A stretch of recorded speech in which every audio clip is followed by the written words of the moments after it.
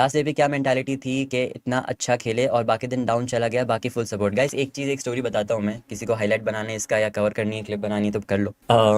Group stage के जब day 2 खत्म हुआ था ना ग्रुप स्टेज का, तो हमको स्काउट भाई का फ़ोन आया था, विस को आया था, एंड उन्होंने एक चीज़ बोली कि भाई मैं मेरी एक्सपीरियंस से एक चीज़ बताता हूँ, पॉइंट्स वॉइंट्स भूल जाओ, क्वालिफाई करना है भूल जाओ, जीतना है भूल जाओ, क्योंकि अगर तुम ये सारी चीज़ें सोचोगे ना तो तुम्हारे मन में फिर फियर ऑफ फेलियर आएगा, एंड उस वजह से तुम लोग अपना नेचुरल गेम और अपना बेस्ट नहीं दे पाओगे। एंड वो चीज़ ना एकदम एकदम स्पॉट ऑन थी, मतलब very very crisp crisp cheese. And वो चीज़ मतलब बहुत हिट हुई हम लोग को भी कि सही बात है, क्योंकि हम लोग भी पहले यही सोच रहे थे कि क्वालिफाई होने के लिए इतने पॉइंट्स चाहिए, एक दिन खराब गया तो अगले दिन 90 पॉइंट मारेंगे, एपीजी ने भी मारे हैं, वो ये सारी चीज़ें हम लोग सोच रहे थे। एंड वो चीज़ हम लोग समझे, एंड इस स्टूडेंट से सबसे बड़ी हमारी लर्निंग ये थी कि भाई फियर ऑफ फेलियर भाई ऐसी की तैसी, भाई फियर ऑफ फेलियर की ना, जीतने के लिए खेलना है ना कुछ और चीज़ के लिए खेलना है भाई, हमको we have to play, simple चीज़ है।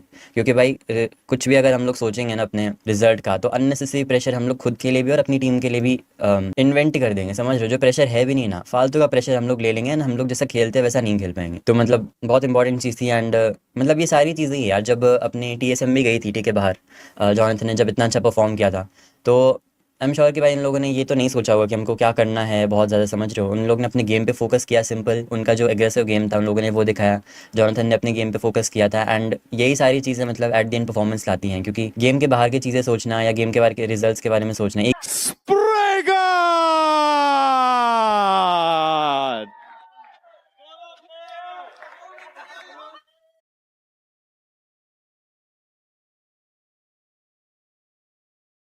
Congratulations, Spraygod. Of course, ये आपका moment है. Ladies and gentlemen, the winner of Red Bull Solo Legends, Spraygod.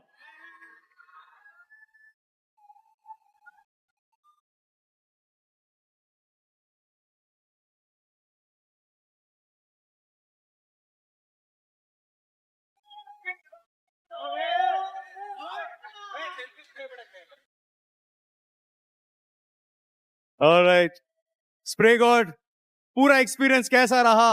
Of course इस बेल्ट के साथ, इस टाइटल के साथ आज आप घर जा रहे हैं, हाउ डज इट फील?